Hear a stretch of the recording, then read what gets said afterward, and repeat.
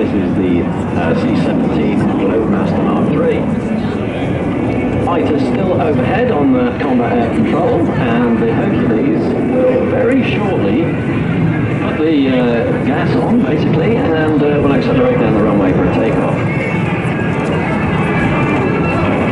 Now, comparison of size, almost 6 walls. The Hercules. They're a big aircraft.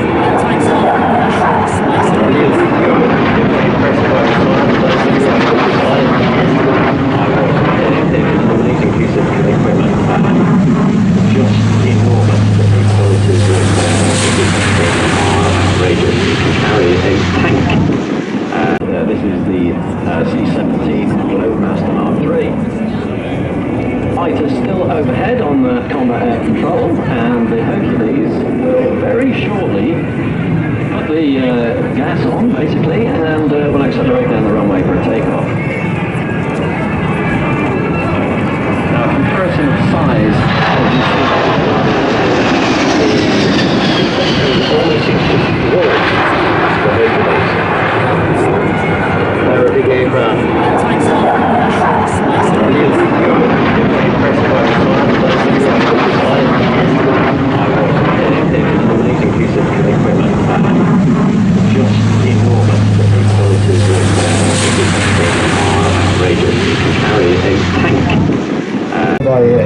Yeah, absolutely.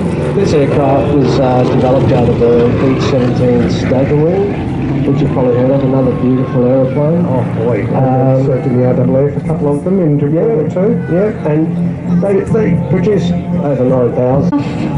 He has a swathe of interesting aircraft. He does. Along with his manufacturing and restoration business, Precision Aeromotive, he also operates classic air adventures out of Wangaratta, and if people want to go and visit Doug, they're able to get rides in a P3, and from the UK, the Nimrod. So, how much of a difference is there? Because jet engines, the turboprops. That's correct. So, performance-wise, a lot. The range we can get with this, especially with the air-to-air refueling capability that we have. So we can tank with the KC-30, extend our range up to 20 hours with augmented crew as well. In terms of emission processing power, it's very new, so it's very efficient, and it's a marked advancement of the P3. And the whole purpose of this aircraft, realistically, what is it all about?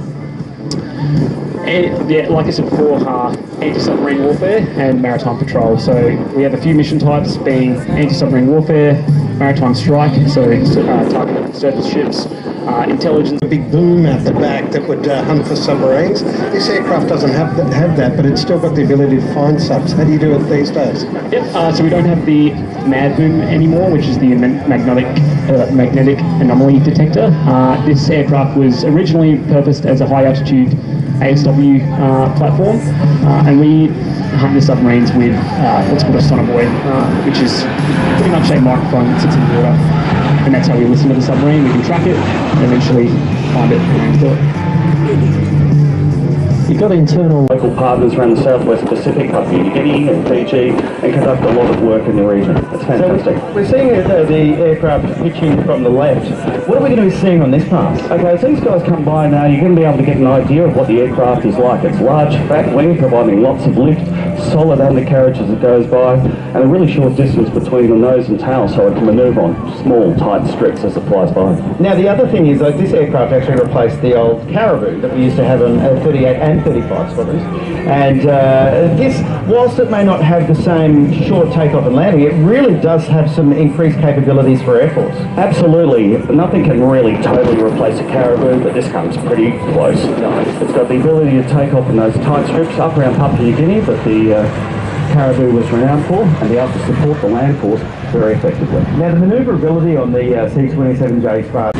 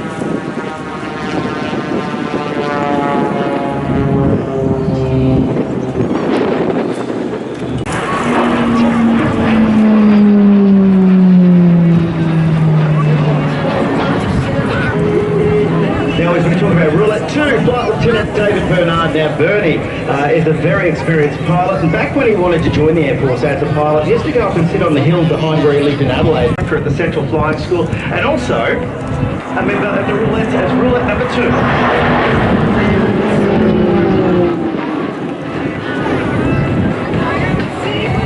Roulette 3 is Flight Lieutenant Brodie Sweeney, who is from the Gold Coast in Queensland. She joined the Air Force and became... Because there is no autopilot during these displays, it's all hands and feet, correct, Bruin?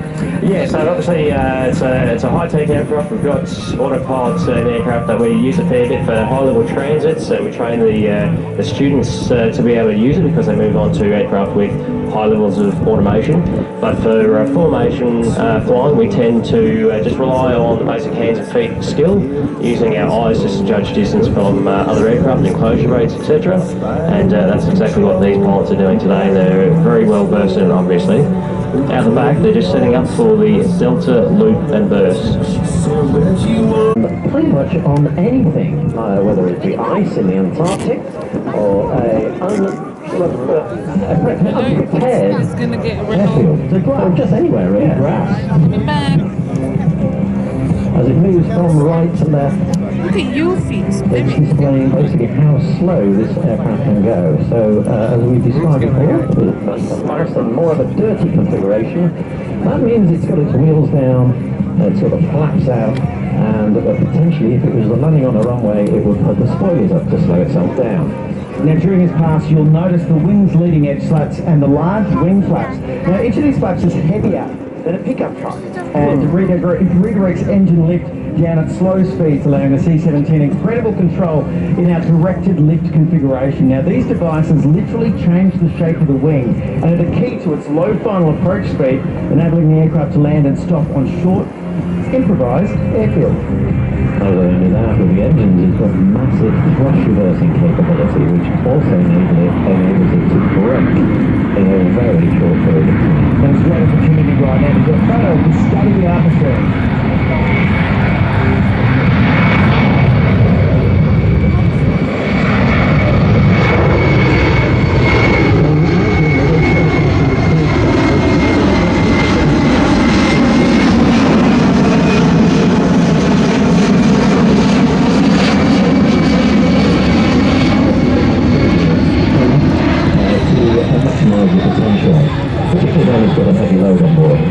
Now the C-17 will manoeuvre for a circle over the airfield. Now this shows its ability to fly at slow speed. Go,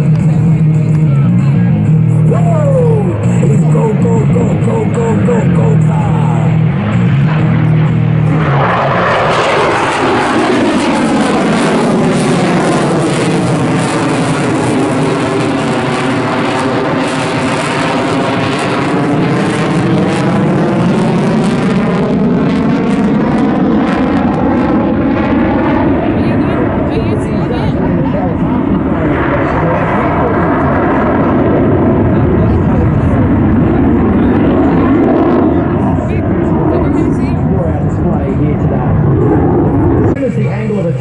Now the Super Hornet is capable of up to 50 degrees angle of attack in a dogfight. This slow speed performance is just yet another capability that makes the Rhino such an intimidating aircraft to fight against.